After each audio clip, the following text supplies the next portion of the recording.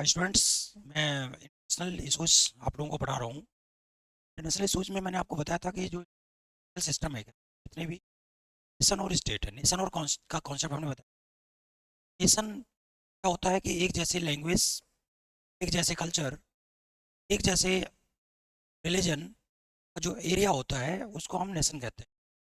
और स्टेट जो होता है, स्टेट एक फॉर्मली एरिया होता है, पॉपुलेशन होता है और गवर्नमेंट होती है। मैंने आपको कॉन्सेप्ट बताया था कि एक नेशन में कई सारे स्टेट हो सकते हैं, एक स्टेट में कई सारे नेशन हो सकते हैं। चलिए, जो जितने भी नेशन है, दुनिया के जितने भी स्टेट हैं, उनके बीच में जो इंटरेक्शन होता है, पॉलिटिकल इंटरेक्शन होता है, इससे एक इंटरनेशनल स्ट्रीम निकलती है, उसको इंटरनेशनल पॉलिटिक्स कहते हैं।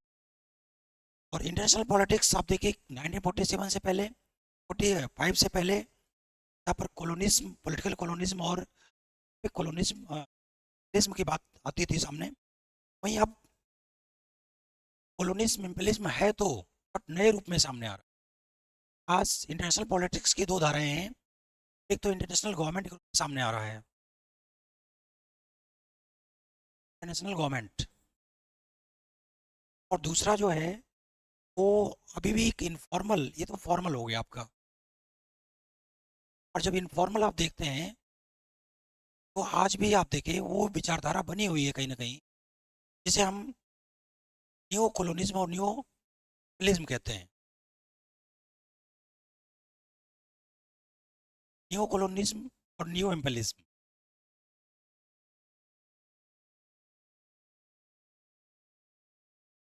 बस चीज़ें चेंज हो गई हैं। इसमें क्या है, कल्चरल इन्वेजन शामिल है, सांस्कृतिक हमले शामिल है, डिस्क्रिमिनेशन शामिल है,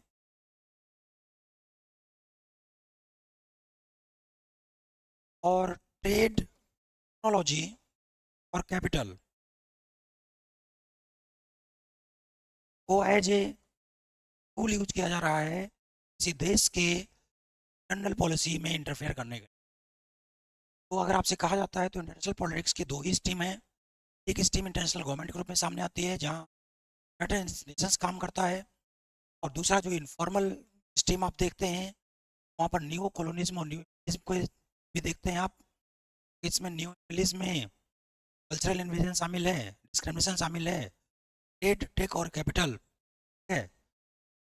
देखिए, ध्यान दीजिए, हम बात करते हैं तो इंटरनेशनल स्ट्रक्चर है, ये भी दो तरह का हो गया। एक तो फॉर्मल हो गया, दिख रहा है कि इनफॉर्मल। जब फॉर्मल स्ट्रक्चर की आप बात करते हैं तो आपको यूनाइटेड नेशंस दिखता है और इसकी संस्थाएं दिखती हैं, जो इंटरनेशनल रूल्स, लॉज, इन सब से चलती हैं। दूसरा जो इनफॉर्मल ऑर्गेनाइजेशंस हैं, इसमें मिलिट्री ऑर्गेनाइजेशंस हैं, ट्रेड ऑर्गेनाइजेशंस हैं, पॉलिटिकल ऑर्गेनाइजेशंस हैं। इस तरह के भी ऑर्गेनाइजेशन आपको दिखेंगे। कुछ मिलिट्री, ट्रेड, इकोनॉमिक ऑर्गेनाइजेशन और ट्रेड ऐसे एक साथ ही कर देते हैं, और पॉलिटिकल। जब हम बात करते हैं फंक्शन की, तो इंटरनेशनल जो पॉलिटिक्स है वो फंक्शन भी दो तरह का करता है। एक फॉर्मल फंक्शन करेगा। फॉर्मल फंक्शन कैसे करेगा? फॉर्मल फंक्शन से इंटरनेशनल गवर्नमेंट के रूप में संयुक्त राष्ट्र संघ वगैरह के, अब देखिए, लेजिस्लेटिव है, इसका एग्जीक्यूटिव है, इसकी जुडिशरी है, असेंबली है, security council, national court of justice है, सोशल इकोनॉमिक काउंसिल है, सोशल इकोनॉमिक काउंसिल है, इसको मदद करने के लिए सचिवालय है। ठीक है। फॉर्मल की बात करेंगे तो फॉर्मल में आप देखिए इंटरनेशनल लॉज हैं, बहुत सारे लॉज हैं, इंटरनेशनल कन्वेंशंस हैं।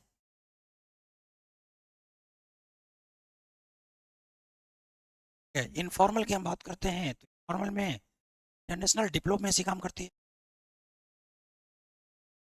डिप्लोमेसी क्या होती है? डिप्लोमेसी, कोई भी देश अपने नेशनल इंटरेस्ट को पाने के लिए, देश जब अपने नेशनल इंटरेस्ट को पाने के लिए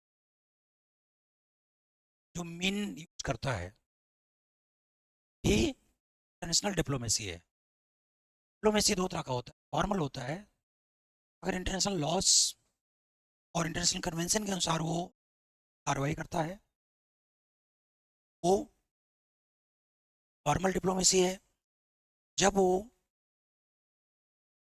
फॉर्मल तरीके से काम करता है तो इनफॉर्मल डिप्लोमेसी है। जैसे इसमें क्या होता है, सबसे पहले आता है नेगोशिएशन।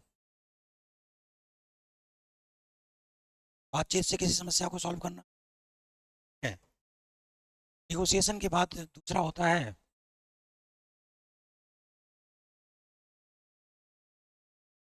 है इंटरनेशनल सेंशन। जितनी बनती है लगा दो। सेंशन के बाद होता है थ्रेट, ये दो। चौथा होता है वार। डिप्लोमेसी क्या होती है, किसी राष्ट्र की, कुछ राष्ट्रों के समूह की या अंतर्राष्ट्रीय स्तर पर, ठीक है, देशों को पाने के लिए दो तरीकों का प्रयोग किया जाता है, वो डिप्लोमेसी है। दो तरह की हो सकती है, फॉर्मल और इनफॉर्मल। फॉर्मल डिप्लोमेसी में इंटरनेशनल लॉज होते हैं, इंटरनेशनल रूल्स रेगुलेशन होते हैं, और फॉर्मल तरीके से इसको यूज किया जाता है। इनफॉर्मल जो डिप्लोमेसी होती है उसमें नेगोशिएशन होता है, बातचीत के माध्यम से किसी समस्या को हल करना। सेंशन प्रतिबंध लगा करके होता है, ट्रेड होता है, और लास्ट में वार होता है। युद्ध जो है सबसे बढ़िया तरीका डिप्लोमेसी का होता है नेगोशिएशन। इनफॉर्मल में, फॉर्मल तो सारे अच्छे हैं डेमोक्रेट, इनफॉर्मल में नेगोशिएशन है। इससे बात ना बने तो सेंशन लगा दो, इससे बात ना बने तो थ्रेट, धमकी दे दो, या धमकी से बात ना बने तो वार। आगे बढ़ते हैं। अब यूनाइटेड नेशंस में अब मैं उस दिन बात कर रहा था वर्ल्ड बैंक की, और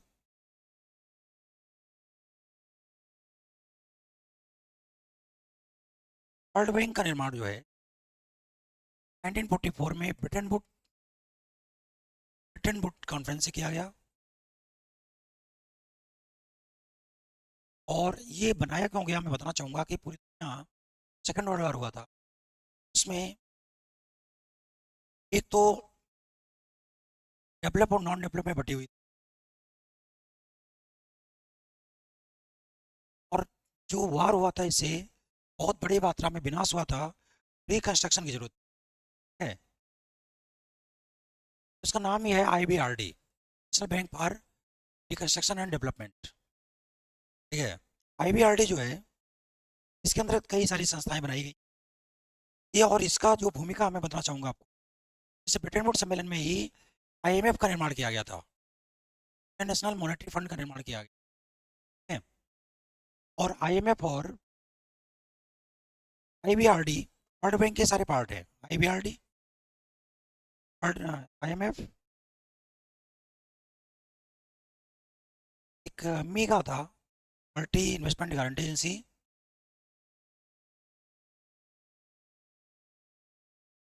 international development agency, international financial council. ये पांच संस्थाएं, तीन पांच संस्थाओं को मिलाकर के बना था वर्ल्ड बैंक। ये अलग अलग भूमिका की, ये एक थर्ड पार्टी गारंटी है। वर्ल्ड बैंक क्या है, एक थर्ड पार्टी गारंटी है। ये डेवलप्ड कंट्री और नॉन डेवलप्ड कंट्री के बीच में एक थर्ड पार्टी गारंटी है। ये क्या करता है, थर्ड पार्टी के लोगों को, ये क्या करता है कि नॉन डेवलप्ड कंट्री के में ये के के विकास और पुनर्निर्माण के लिए फाइनेंस यानी वित्त की व्यवस्था करता है। तो वित्त में ये थर्ड पार्टी गारंटी काम करता है, इसकी यही भूमिका है, ठीक है। अब सबसे बड़ी बात है कि जो वर्ल्ड बैंक है, इसका जो डायरेक्टर है, इसमें क्या होता है कि जो डोनर हैं, वाले लोग हैं, और जो लेने वाले लोग, अपना वोटिंग पैटर्न होता है। और वोटिंग पैटर्न में जो देने वाले लोग होते हैं, वाले देश हैं, का परसेंटेज ज़्यादा है। इसे यही कारण है कि जो वर्ल्ड बैंक है, इसका ज़्यादातर जो चेयरमैन होता है यूरोपियन कंट्री और अमेरिका के सहयोग से, या और जापान के सहयोग से, इन्हीं की इच्छा से बनता है, ठीक है। और अक्सर ये देखा गया है, यहाँ पर वैसे तो इसका जो उद्देश्य दिखता है वो बहुत क्लियर दिखता है, बहुत अच्छा है, लेकिन कभी कभी आरोप लगाया जाता है कि वर्ल्ड बैंक डेवलप कंट्री का एक टूल बन गया है, ठीक है, नॉन डेवलप कंट्री में इंटरफेयर करने का या डेवलपिंग कंट्री में इंटरफेयर करने का। तो ऐसा कहा जा रहा है कि ये उन देशों की इच्छा से लोन सैंक्शन करता है और शर्तें बड़ी कठोर होती हैं। इसका परिणाम ये होता है कि किसी देश की इकोनॉमिक पॉलिसी में इसी के माध्यम से इंटरफेयर किया जाता है। IBRD रिकंस्ट्रक्शन और डेवलपमेंट के लिए लोन देता है, लॉन्ग टर्म लोन होता है। IMF बैलेंस ऑफ पेमेंट के लिए लोन देता है। बैलेंस ऑफ पेमेंट में क्या होता है कि कुछ जो करेंसीज हैं वो ग्लोबल करेंसी हैं और कुछ करेंसी लोकल हैं। तो अगर ट्रेड करना है तो ग्लोबल करेंसी में करना पड़ेगा। तो इन देशों को SDR दिया जाता है, स्पेशल ड्राइंग राइट। SDR क्या होता है? ये क्या है? GDP के एक इंटरनेशनल गारंटी के रूप में होता है, ठीक है। और उसके आधार पर इनके पास एक तरह से डिपॉजिट होता है और उसको यूज करके ये अंतर्राष्ट्रीय ट्रेड कर सकते हैं, ठीक है, या अपने बैलेंस ऑफ पेमेंट को सही कर सकते हैं, ठीक है। और इसके लिए एक फंड भी बनाया गया है जो बहुत सारे गरीब देशों को यूपी को सुधारने के लिए, ठीक है, मदद करता है। तो IMF हो गया, मीगा हो गया, मल्टी इन्वेस्टमेंट गारंटी होती है। अगर विकसित देश जो होते हैं वो कहीं निवेश करते हैं तो उनके निवेश की गारंटी की जिम्मेदारी लेता है। IDA जो होता है, नेशनल डेवलपमेंट एजेंसी, ये लॉन्ग टर्म में बहुत ही लिबरल उदारवादी शर्तों पर 15 साल या उससे ज़्यादा के लिए ऋण देता है, ठीक है, जिसमें से कुछ साल तो इंटरेस्ट फ्री होते हैं। इसके अलावा जो इंटरनेशनल फाइनेंशियल एजेंसी है ये क्या करता है? ये इंटरनेशनल प्रोजेक्ट्स को लोन देता है, प्राइवेट संस्थाओं को लोन देता है और बहुत सारे वेलफेयर स्कीम चलाने में मदद करता है। तो देखने में वर्ल्ड बैंक बहुत अच्छा लगता है, बट सबसे बड़ी बात यही है कि जो विकसित देश हैं वो या तो का इंटरेस्ट ये होता है कि वो ज़्यादा से ज़्यादा कमाई करें नॉन डेवलप कंट्री में, या उस लोन के माध्यम से उन देशों के जो इकोनॉमिक पॉलिसी उसमें इंटरफेयर करें। यही आरोप वर्ल्ड बैंक पर लगाया जाता है। अच्छा, अब हम बात करते हैं वर्ल्ड बैंक के अलावा WTO की बात करते हैं, ठीक है। WTO के निर्माण क्यों हुआ इस पर हम चर्चा करेंगे। ये पूरी दुनिया के विकास के लिए एक तो कैपिटल की ज़रूरत है, तो कैपिटल की प्रॉब्लम तो वर्ल्ड बैंक सॉल्व कर रहा है, लेकिन ट्रेड भी बहुत ज़्यादा ज़रूरी है। तो नहीं है किसी देश के पास, वो लिया जाएगा, जो है उसको दिया जाएगा, यही ट्रेड है। तो ट्रेड में क्या होना चाहिए? इक्वलिटी होना चाहिए, समानता होनी चाहिए, इसमें डेमोक्रेटिक वैल्यूज होने चाहिए। तो यहाँ प्रॉब्लम ये थी कि जब 1945 में वर्ल्ड बैंक मतलब दुनिया दो भागों बट गई याल्टा संधि के उल्लंघन के बाद, यहाँ पर हो गया कोल्ड वार। तो कोल्ड वार में क्या समस्या आई कि जो इकोनॉमिक जो सोशलिस्टिक कंट्री थे, कम्युनिस्ट कंट्री थे, वो क्लोज मॉडल थे, ठीक है, क्लोज मॉडल थे। और क्लोज मॉडल होने से क्या है कि इनके बाजार लगभग बाकी देशों के लिए बंद थे, ठीक है। दूसरी सबसे बड़ी बात जो सामने आई वो निकल के आई कि जो डेवलपिंग कंट्री थे या डेवलप कंट्री में मान लो, वो क्या करते थे, वो अपने मार्केट को, चाहे कैपिटल मार्केट हो चाहे कंज्यूमर मार्केट हो, करंट अकाउंट हो चाहे कैपिटल अकाउंट हो, वो क्या करते थे, प्रोटेक्ट करते थे, प्रोटेक्ट और प्रमोट करते थे। प्रोटेक्ट और प्रमोट करते टैरिफ लॉ से करते थे, टैरिफ लॉ से करते थे, जैसे अमेरिका का सुपर 301, स्पेशल 301, भारत का एंटी डंपिंग लॉ, ये सारे होते हैं, ये ट्रेड लॉ है सारे। और टैरिफ लॉ जो होता है वो कस्टम ड्यूटी है, कस्टम ड्यूटी और टैरिफ लॉ, और सॉरी ट्रेड लॉ, जैसे एंटी डंपिंग लॉ। तो ये बहुत बड़ी समस्या थी। फिर भी देशों के बीच में एक समझौता हुआ, इसका नाम था GATT, general agreement of tariff and trade. और ये 1988 तक लगातार चलता रहा। 8 राउंड की इसकी बैठक हुई। 8वें राउंड में आर्थर डंकल थे। जब 1984 में सोवियत संघ में पेरोस्का और ग्लासनोस्ट शुरू हो गया तो ये मान लिया गया कि देखिए, दुनिया की सभी समस्याओं का समाधान क्या है? बाजार अर्थव्यवस्था है और पूंजीवाद है।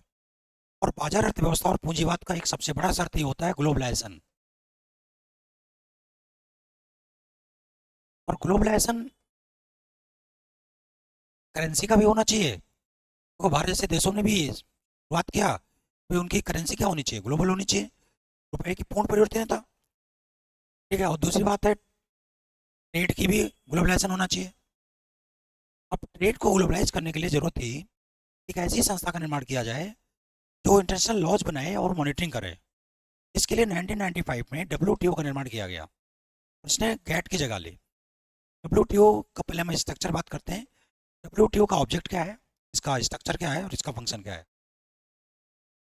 स्ट्रक्चर, ऑब्जेक्ट और फंक्शन। देखिए, डब्ल्यूटीओ का ऑब्जेक्ट है कि पूरी दुनिया में फ्री ट्रेड एग्रीमेंट को लागू करना। फ्री ट्रेड एग्रीमेंट को लागू करना, तो स्वतंत्र तरीके से दुनिया में व्यापार किया जा सके। ठीक है, इससे क्या होगा, इंटरनेशनल ट्रेड में कंपटीशन बढ़ेगा।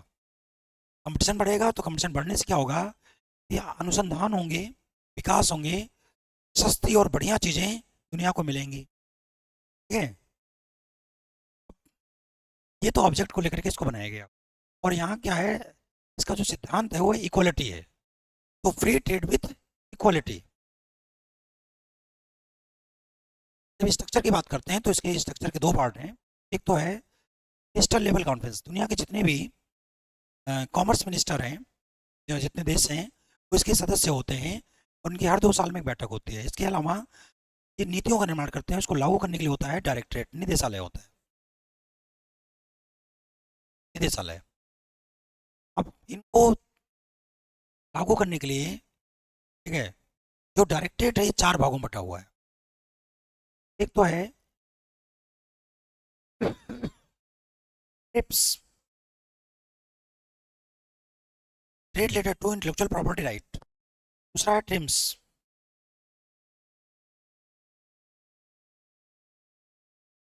तीसरा है मीगा, सॉरी, ट्रिप्स हो गया, ट्रिम्स हो गया, इन्वेस्टमेंट करना,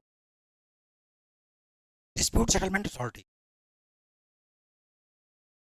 तीसरा हो गया इंटरनेशनल ट्रेड रेगुलेटरी एजेंसी। ये 4 संस्थाएं हैं जिस पर हम चर्चा करते हैं। ये क्या क्या करती हैं।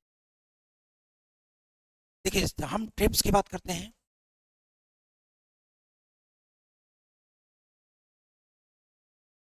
तो ट्रिप्स को लागू करने का काम करता है वाइपो, वर्ल्ड प्रॉपर्टी ऑर्गेनाइजेशन। ये क्या करता है, ये संरक्षण देता है। इसके आते हैं patent, copyright, geographical indicators,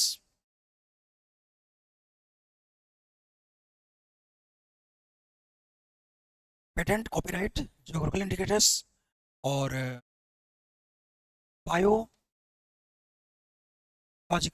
products.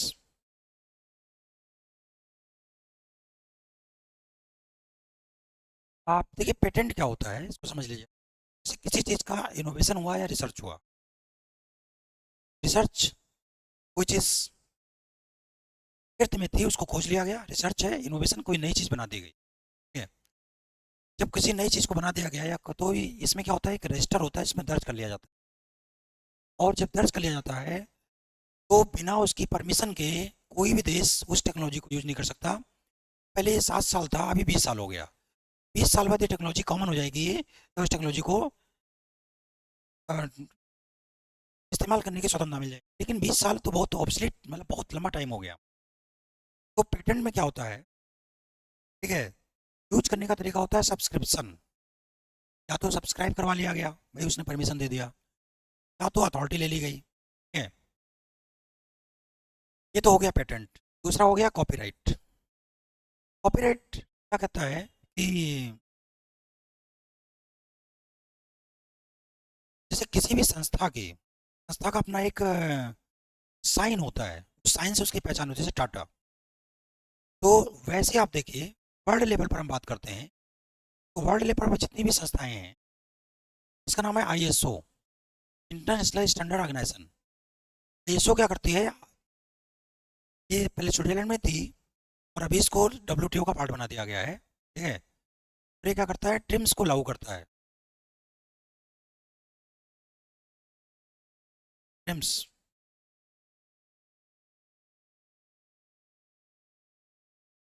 और ये अलग चीज, कॉपीराइट। तो कॉपीराइट की हम बात करते हैं तो कॉपीराइट में क्या है कि जैसे कोई म्यूजिक है, कोई इनोवेशन है, कोई फार्मूला है, इस तरह की चीज़ों को ये क्या करता है,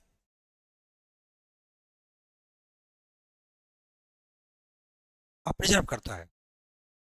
अगला है जोग्राफिकल इंडिकेटर्स।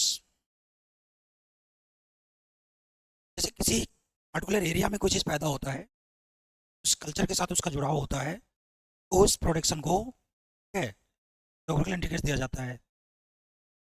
इसके अलावा बायोलॉजिकल प्रोडक्ट्स बहुत सारे होते हैं जिसको ये प्रोटेक्ट करता है। तो ये ट्रिप्स के इतने सारे पार्ट हो गए हैं।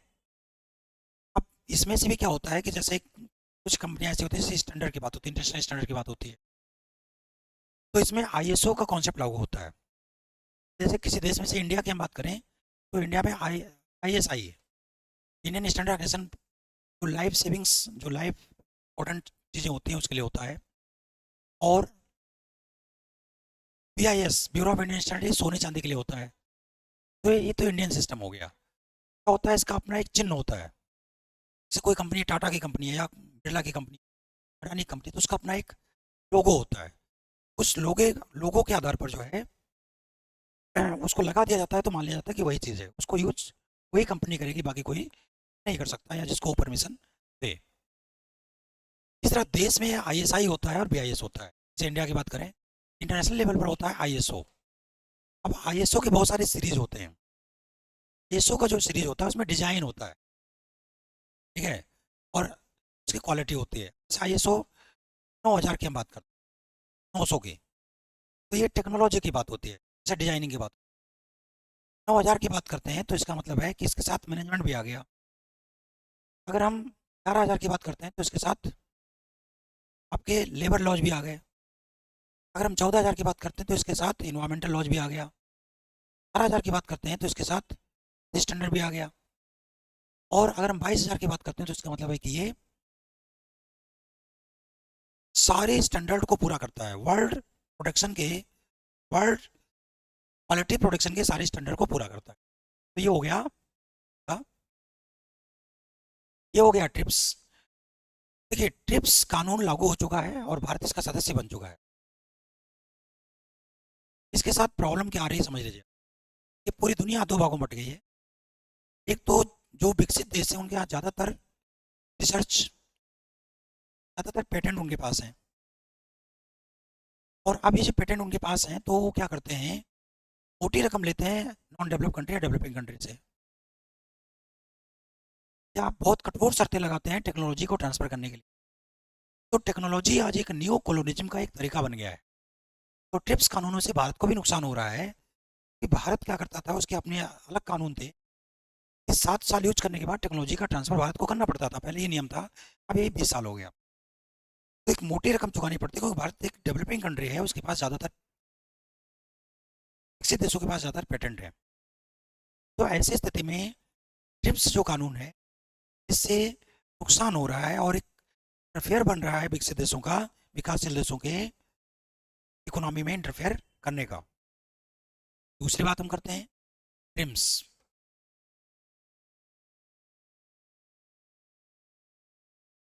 जैसे वो उसको वाइपो लागू कर रहा था, वर्ल्ड इंटेलेक्चुअल प्रॉपर्टी ऑर्गेनाइजेशन, वैसे ही इसको लागू करता है मीगा, मल्टी इन्वेस्टमेंट गारंटी एजेंसी, क्या नाम है इसका, ये यूनाइटेड नेशंस में था, वर्ल्ड बैंक में, अभी ट्रांसफर होकर के आ गया डब्ल्यूटीओ में।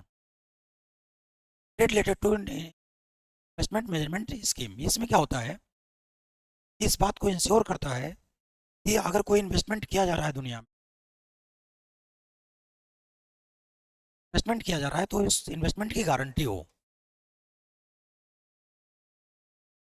जैसे बहुत सारे इंटरनेशनल एजेंसीज हैं जो इंडिया में चलाए जा रहे हैं, तो क्या सामान बिकेगा इस बात की गारंटी, किस सेवाएं बिकेंगी इस बात की गारंटी हो, उनका इन्वेस्टमेंट सुरक्षित रहेगा, उनको एक निश्चित लाभ मिलेगा, ये सारी चीज़ें। दूसरी इंपॉर्टेंट चीज़ होती है, गारंटी के साथ ये क्या करता है, इंश्योर करता है कि जो संरक्षण दिया जा रहा है, ये बाज़ारों को जो संरक्षण दिया जा रहा है, जैसे जो कोई देश अपने बाज़ारों को प्रोटेक्ट करता है, प्रमोट करता है, उसको भी ये देखता है। ठीक है, जैसे सपोज करो एग्रीकल्चर सेक्टर है, तो क्या 100% इन्वेस्टमेंट बोल सकता है क्या इंटरनेशनल लेवल? तो इन चीज़ों को भी देखता है कि भाई धीरे धीरे अंतर्राष्ट्रीय सहमति पा ली जाए, ताकि किसी भी क्षेत्र में किसी भी देश में कोई भी देश निवेश कर सके। अब यहाँ भी वही समस्या आ रही है निकल करके कि अगर इस शर्त को भारत मान लेता है तो एक बहुत बड़ी समस्या सामने निकल के आएगी कि हमारे बहुत सारे सेक्टर ऐसे हैं जो सोशल सेक्टर हैं, जहाँ पर अभी भी संरक्षण की जरूरत है, और वो संरक्षण कैसे किया जाएगा? ठीक है, ये तो हमारा वो डोमेस्टिक मार्केट पूरी तरह से टूट जाएगा। तो ट्रिम्स के साथ ये समस्या है, इसलिए भारत को जैसे लेबर लॉ की बात करता है, ठीक है, वो सारी बातें करता है, हेल्थ की बात करता है, जितने भी ISOs वगैरह हैं। तो ऐसी स्थिति में भारत जैसे देशों ने छूट प्राप्त कर ली है, और अभी ये इस तरह के काम, मतलब इसको मानने की स्थिति में भारत नहीं। अगला है इंटरनेशनल डिस्प्यूट सेटलमेंट अथॉरिटी, की संस्था है। डिस्प्यूट दो बातों को लेके होता है, एक तो टैरिफ लॉ को लेके होता है, और एक ट्रेड लॉ को लेके होता है। विकसित और विकासशील दोनों देश इसको यूज करते हैं। इनका उद्देश्य है, देखिए क्या होते हैं, प्रेफरेंशियल ट्रेड और मोस्ट फेवरेट नेशन का कॉन्सेप्ट आता है, एन और प्रेफरेंशियल ट्रेड। जैसे कोई ट्रेड ब्लॉक बना गया, जैसे आसियान बना दिया, या नाफ्टा बना दिया गया, साफ्टा बना दिया गया, जो भी बनाए गए, वो कहते हैं वो प्रेफरेंशियल ट्रेड करते हैं, आपस में तो फ्री ट्रेड करते हैं, लेकिन दुनिया के देशों के लिए वो अछूत रहते हैं। ठीक है, इसी तरह मोस्ट फेवरेट नेशन का कॉन्सेप्ट है, किसी देश के साथ व्यापार को वरीयता दे दी गई। ठीक है, तो इंटरनेशनल डिस्प्यूट सेटलमेंट अथॉरिटी का उद्देश्य ये है कि इसको पूरी तरह से खत्म किया जाए। ट्रेड का कॉन्सेप्ट और मोस्ट फेवरेट नेशन का कॉन्सेप्ट अभी संभव नहीं है, क्योंकि बहुत सारे ऑब्स्टेकल ऐसे हैं जिसको हटाने की जरूरत है, बहुत सारे। अगली बात आती है इंटरनेशनल ट्रेड रेगुलेटरी अथॉरिटी की बात आती है। ठीक है, रेगुलेटरी अथॉरिटी में क्या होगा, एक अंतर्राष्ट्रीय कानून ऐसा बनेगा जो उसको पूरी दुनिया को मानना पड़ेगा, और पूरे ग्लोब को, दुनिया के सभी देशों को ये क्या करेगा, फ्री ट्रेड में कन्वर्ट कर देगा, फ्री ट्रेड में कन्वर्ट कर देगा। ठीक है, अब WTO की अगर हम बात करते हैं, तो WTO के आने के बाद अंतर्राष्ट्रीय ट्रेड में कंपटीशन बढ़ा है, और भारत जैसे देशों के पास से नए मार्केट आए हैं, न्यू आइटम्स भी आए हैं, सेक्टर डेवलप हुआ है। लेकिन यहाँ सबसे बड़ी समस्या है कि भारत जैसे विकासशील देश को अभी भी अपने डोमेस्टिक मार्केट को प्रोटेक्ट और प्रमोट करने की जरूरत है।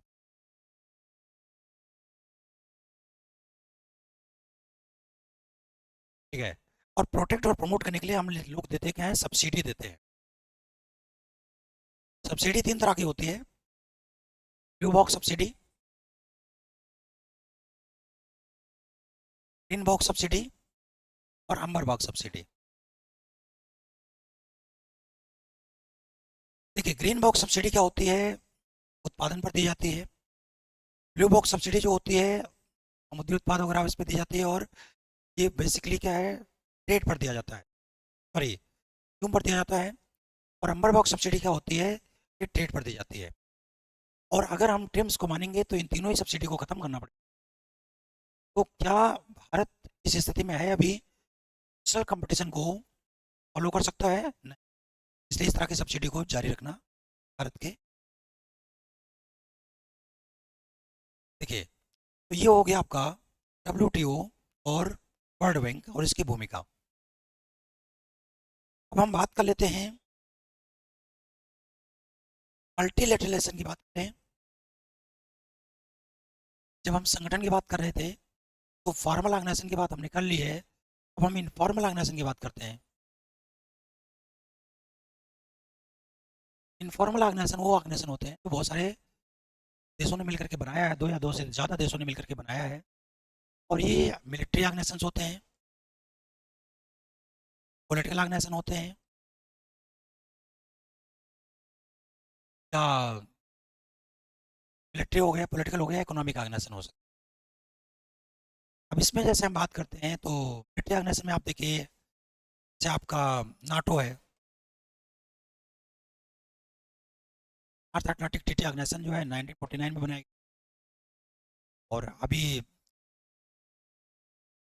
नॉर्थ अटलांटिक के देश इसमें शामिल है, जैसे भी है, अभी है, बहुत सारे देश शामिल हैं, और यूरोप के बहुत सारे देश। तो उसमें क्या था कि जब कोल्ड वार चल रहा था तो ये दो भागों में बट गया था। वार्सा पैक्ट के जो देश थे वो सोवियत संघ के खेमे में थे, कम्युनिस्ट थे, और नाटो के जो देश थे ज़्यादातर ये कैपिटलिस्टिक देश थे, इसके साथ थे, और कन्फ्रंटेशन बहुत ज़्यादा था। ठीक है, तो बर्लिन की दीवार बनाई गई थी जर्मनी को बांटते हुए। ठीक है, उसके पूरब जो था वो वार्सा पैक्ट था, उसके पश्चिम जो था वो नाटो था। 1991 में सोवियत संघ का पतन हुआ, तो सोवियत संघ के पतन के साथ में नाटो हो गया, ये वार्सा पैक्ट हो गया खत्म। लेकिन वार्सा पैक्ट खत्म होने के बाद भी नाटो बना रहा, नाटो बना रहा, और नाटो आज भी बना हुआ है। ठीक है, अभी रिसेंटली 2005 में क्या हुआ, संघाई 5 बना दिया गया, एक कोऑपरेटिव ऑर्गेनाइजेशन CO5, जो रूस सहित, चाइना सहित 5 महत्वपूर्ण देश हैं, नाटो को ऑलमोस्ट जवाब देने के लिए बनाए गए हैं, ऐसा लगता है। अभी नाटो की भूमिका को लेकर के हम बात करें तो नाटो का अनुच्छेद है 5 है, जो ये कहता है नाटो के किसी देश पर किया गया हमला संपूर्ण नाटो पर हमला माना जाएगा। तो हम नाटो की भूमिका की बात कर लेते हैं। है, नाटो की भूमिका की बात करें, 1949 में बनाया गया, ये एक तरह से मिलिट्री ऑर्गेनाइजेशन है, मिलिट्री ऑर्गेनाइजेशन है, और ये समानता का सिद्धांत देता है, और कुछ शर्तों के साथ नाटो में इसको शामिल करता है किसी। ठीक है, और सामूहिक सुरक्षा है, ये ग्रुप, वैसे कहने के लिए तो ग्रुप सिक्योरिटी है, लेकिन एक तरह से ये नाटो के वैचारिक विचारधारा को फैलाने के लिए बनाया गया था। जब शीत युद्ध चल रहा था तो नाटो का एक एक्सपेंशन सीटो और सेंटो को कह सकते हैं, centralist, centralist Asian nations treaty organisation CENTO, और SEATO South East Asian treaty organisation, SEATO, SEATO और सेंटो। हालांकि अब इसका कोई अस्तित्व नहीं दिखता है, केवल नाटो ही दिखता है, क्योंकि इसका एक्सपेंशन था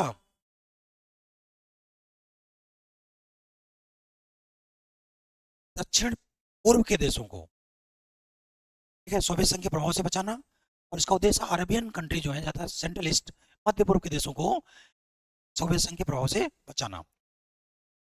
देखिए अभी रिसेंटली इसकी भूमिका जो आ रही है, ये आ रही है यूक्रेन को लेकर के। यूक्रेन पर हम चर्चा करेंगे, बहुत क्लियर है कि देखिए यूक्रेन एक सॉवरेन कंट्री है, सॉवरेन कंट्री है, और सॉवरेन कंट्री होने के साथ में इसको आत्मनिर्भर और मानवाधिकार अधिकार संयुक्त राष्ट्र संघ में मिले हुए हैं। ऐसी स्थिति में यूक्रेन में ना तो जेलेंस्की, व्लादिमीर जेलेंस्की तानाशाही चला सकता है, और ना ही जो शर्तें बनी थी 1991 में जब ये स्वतंत्र हुआ था, तो एक CIS संस्था बनाई गई थी, कॉमनवेल्थ ऑफ इंडिपेंडेंट स्टेट, जो 11 स्वतंत्र देशों को मिलाकर के बनाई गई थी, 12 स्वतंत्र देशों को, इसमें बाल्टिक देशों को छोड़ करके जो देश थे उसको मिला के बनाए गए थे। उसमें ये कहा गया था, उसमें शर्त रखी गई थी, कभी भी नाटो का सदस्य नहीं बनेगा यूक्रेन। और जो रिसेंट कन्फ्रंटेशन आया है रूस और यूक्रेन के बीच में, वो इसी बात को लेकर के आया है कि जब 2014 में फ्रेंच रेवोल्यूशन हुआ, नारंगी क्रांति हुई, तो व्लादिमीर जेलेंस्की जब सत्ता में आए पश्चिम देशों की मदद से, तो उनका यही उद्देश्य था कि यूरोपियन यूनियन में शामिल होना और नाटो में शामिल होना। जब नाटो में अगर वो शामिल हो जाते तो ये सीधा सीधा नाटो के जो वेपन्स थे वो यूक्रेन में पहुंचते, और रूस को इससे खतरा होता। यही सबसे बड़ा कारण है उस यूक्रेन युद्ध का। वैसे तो बहुत सारे कारण हैं, यहाँ पर ऐसा आरोप लगा रहा है रूस कि नाटो की सक्रिय भूमिका है, कि सक्रिय भूमिका है। तो मेरा ऐसा मानना है कि चूंकि यूक्रेन के लोगों को आत्मनिर्भर और मानवाधिकार का अधिकार मिला हुआ है, तो ऐसी स्थिति में तो रूस ने जो यूक्रेन की ज़मीनों पर कब्जा किया उसको वो छोड़े, और नाटो का जो इंटरफेयर है उसको ख़त्म किया जाए, और संयुक्त राष्ट्र संघ के अंतर्गत एक समझौता करवाया जाए जिससे इस क्षेत्र में शांति बन सके। नहीं तो कभी भी यहाँ पर वर्ल्ड वार की भूमिका हो सकती है। तो नाटो को अगर एक्सेप्ट भी करवाना है तो नाटो कुछ ज़्यादा लोकतांत्रिक संस्था बनाई जाए, दुनिया के देशों को शामिल किया जाए, संयुक्त राष्ट्र संघ के अंतर्गत इसको रखा जाए, ठीक है, इसका नाम भी चेंज किया जाए, तो ही इसकी भूमिका को स्वीकार किया सकता है। अगर ये न्यू इम्पीरियलिज्म की बात करेगा, ठीक है, मिलिट्री इंटरफेयर की बात करेगा किसी देश में, तो इसकी भूमिका को स्वीकार नहीं किया, तो हो गया नाटो। तीसरा संघाई फाइव है, आसियान है, लेसन में है, जियो पोलिटिकल इशू है अंतर्राष्ट्रीय, इसका क्लास कल कम है।